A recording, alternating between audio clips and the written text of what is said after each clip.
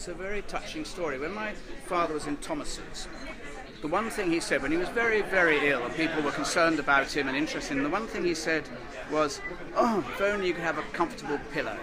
So this Dimbleby Cancer Care Pillow we give to carers and we give to people who are having treatment at Guy's and in our centre. And we get a wonderful response. Thank you, because it is a very, very, I could go off to sleep. It's a really comfortable pillow. So it's both a symbol for us and it's also of very real value. David and Jonathan Dimbleby were at Guy's Hospital for the launch of an appeal for £11 million to complete a new cancer centre. When it opens in 2016, it will bring together services from both Guy's and St Thomas's.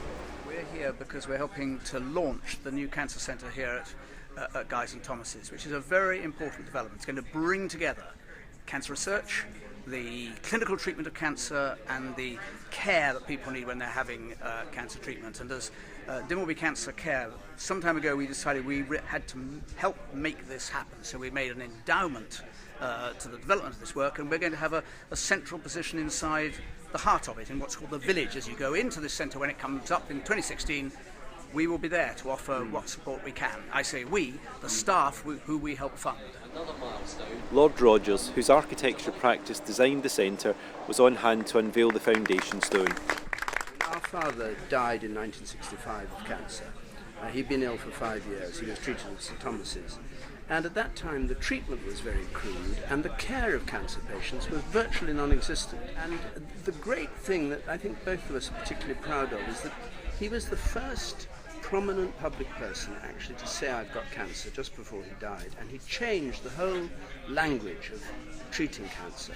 And after he died we had a huge amount of money came in with people who admired him, and we set up very simple cancer care work at St Thomas's. People didn't have to sit in a bleak corridor, but had a room and a soft chair to go and sit on, and that's how it developed. And gradually, as people live much longer with cancer and are being treated for many more years with cancer, the care and support of them and their relations becomes more and more important. I mean, if it's a guillotine that falls, then of course you don't need the care, but now people live 10, 15, 20 years, the rest of their lives with cancer.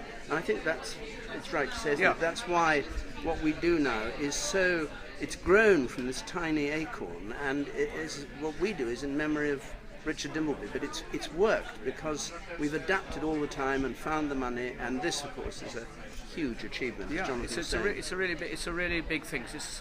It's not a culmination, but it's a very important stepping stone, and we've been in there playing our part in what has been very pioneering, because very often when you say complementary care, who needs complementary care?